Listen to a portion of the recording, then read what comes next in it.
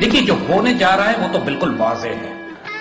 چند ہفتے، زیادہ سے زیادہ 2 ڈھائی 3 مہینے ہماری سرحدوں پر جنگ مسلط کی جائے گی. اب تک ایز پر ٹوڈے اس کے پلانز ریڈی ہیں. اس کو روکنے کا صرف ایک طریقہ ہے کہ پاکستان میں حکومت کو تبدیل کر کے ایسی حکومت لائی جائے جو دانت توڑ جواب دے دشمنوں کو، واضح کر دے کہ اگر تم نے پاکستان کی طرف میلی نگاہ سے دیکھا تو پوری قوم قربانی دے کر یہ فیصل جنگ شروع تم کرو گے، ختم ہم کریں گے. اس حکومت کے ہوتے ہوئے اگر جنگ ہوئی ہمیں شدید نقصان اٹھانا پڑے گا. لیکن یہ بات یاد رکھیے گا، نقصان اٹھانا اور بات ہے، ملک ٹوٹنا اور بات ہے، دین و آبرو سے ایمان سے چلے جانا اور بات ہے. انشاءاللہ اس میں سے کچھ بھی نہیں ہوگا. کہ اس آنے والی جنگ میں اگر آج کے حالات رہے جیسے اس وقت ہیں، قوم کارگل کی جنگ میں قوم فوج کے ساتھ نہیں تھی. جو کارگل کی جنگ میں ہوا تھا بے درخت قربانیاں دی گئی میدان جنگ پہ. سیاستدان ایک طرف تھے، میڈیا ایک طرف تھا، قوم کو معلوم ہی نہیں تھا کہ شمال کے پہاڑوں میں کیا جنگ ہو رہی ہے. ہم میں چوٹ ضرور پڑی ہے، ہم تھوڑا سو بھی گئے، غافل بھی ہو گئے، مرے نہیں ہیں اللہ کے فضل سے. اور وہی چنگاری اس قوم میں موجود ہے.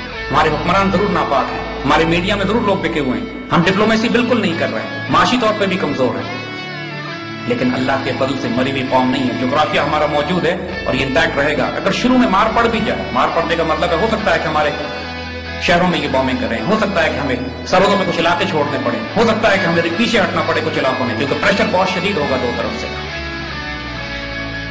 لیکن ری گروپ کر کے، ری آرگنائز کر کے، کاؤنٹر اٹیک کر کے جگہ کو لینا کوئی بڑی بات نہیں. تلک الایام نداولها بین الناس، یہ تو اوپر نیچے چوٹیں لگتی رہتی ہیں، کوئی بڑی بات نہیں. یہاں پہ قوموں کے حوصلے بلند ہونے چاہیے. جو قوم زندہ ہوگی جیتے گی آخر میں وہی قوم جس کے حوصلے بلند ہوں گے، جس کو اپنی فتح پہ یقین ہوگا، جس کو اپنے اللہ پہ بھروسہ ہوگا، اور جو اس یقین کے ساتھ جائے گا کہ ہم نے 47 کا بدلہ بھی لینا ہے اور 71 کا بدلہ بھی لینا ہے، ہم ایک ایک خون کا حساب لیں گے. جنگ شروع یہ کریں گے، ہم پھر کہہ رہے ہیں اللہ کی قسم ختم ہم خود کریں گے اس کو.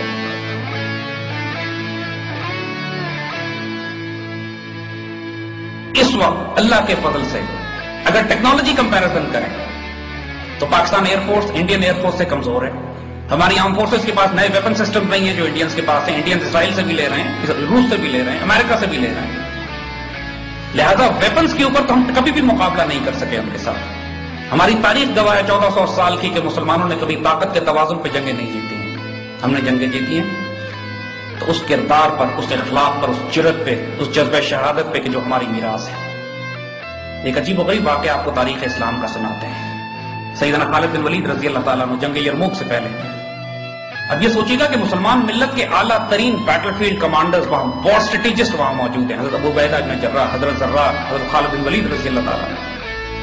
جنگ یرموک چل چکی ہے. سیدنا خالد کہتے ہیں کل میں جا کے ان عیسائیوں کا فیصلہ کر دوں گا. ایک لشکر تھا عیسائیوں کا، ایک طرف 60,000 اس کی فوج تھی. تو سیدنا خالد سے جب پوچھا گیا کہ آپ کا بیٹل پلان کیا ہے، کل آپ جا کے کیا کریں گے ان کے ساتھ، کہتے میں 30 مجاہد لے کے جاؤں گا اور 60,000 روپے حملہ کروں گا. اب اگلے کیا جواب دیتے ہیں؟ خالد آپ کا پلان ٹھیک نہیں ہے، اس کو ٹھیک کریں. خالد نے ٹھیک ہے مشورہ دیجیے.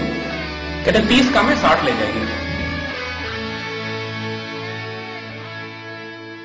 اور یہ امت کے اعلیٰ ترین اسٹریٹجسٹ ہیں. نعوذ باللہ، یہ کوئی ایسی بات نہیں کر رہے تھے، کچھ تھا ان کے پاس جس کے تحت یہ بات ہو رہی تھی. اور پھر اگلے دن تاریخ نے دیکھا کہ 60 مجاہدین نے 60,000 کے لشکر کو پیچھے ہٹایا. تاریخ میں ایسی واقعات میں سارے نہیں ملتے. ہم انہی کی اولادیں ہیں اللہ کے فضل سے. ہمارے نام بھی طالب خالد، ٹیپو اور صلاح الدین ہیں. وہی ورثہ، وہی میراث ہمارے پاس ہے. اور اللہ کے فضل سے انشاءاللہ ہم اپنے آباء و اجداد کی انہیں روایتوں کو دوبارہ زندہ کر کے دکھائیں گے. ہم آپ کو اس جنگ کا نتیجہ پہلے حضور صلی اللہ علیہ وسلم کی حدیث مبارکہ کی روشنی میں بتا دیتے ہیں کہ یہ غزوہ ہند کا آغاز ہوگا اور غزوہ ہند کا انجام ہندوستان کے مسلمانوں کے دوبارہ بلبے میں آنے کا. یہ حضور کی حدیث ہے. جس طرح قسطنطنیہ کی حدیث جس پر مسلمان 900 سال تک اپنی ملٹری کیمپینز بلڈ کرتے رہے، لتفتحن القسطنطنیہ فنعم الامیر امیرها ونعم الجیش ذلک الجیش. حضرت عمر رضی اللہ تعالیٰ عنہ کے دور سے لے کر سلطان محمد فاتح تک 1453 میں قسطنطنیہ پر مسلسل حملے کیے جاتے رہے. اسے ایک حدیث شریف کو پورا کرنے کے لیے کہ قسطنطنیہ لازماً فتح ہوگا، وہ فوج بھی جنتی ہوگی، اس کا امیر بھی جنتی ہوگا. اور دوسری حدیث حضور صلی اللہ علیہ وسلم نے غزوہ ہند کے حوالے سے فرمائی ہے کہ یہ فوج جو کیپچر کرے گی انڈیا کو، پھر یہ پلٹ کے جائے گی اسرائیل کے خلاف فلسطین میں، اور یہ ہونا باقی ہے جی، ہوا نہیں ہے. اور انشاءاللہ انشاءاللہ اس جنگ کے شہداء افضل الشہداء ہیں، اور اس جنگ کے غازی اعلیٰ ترین غازی ہیں۔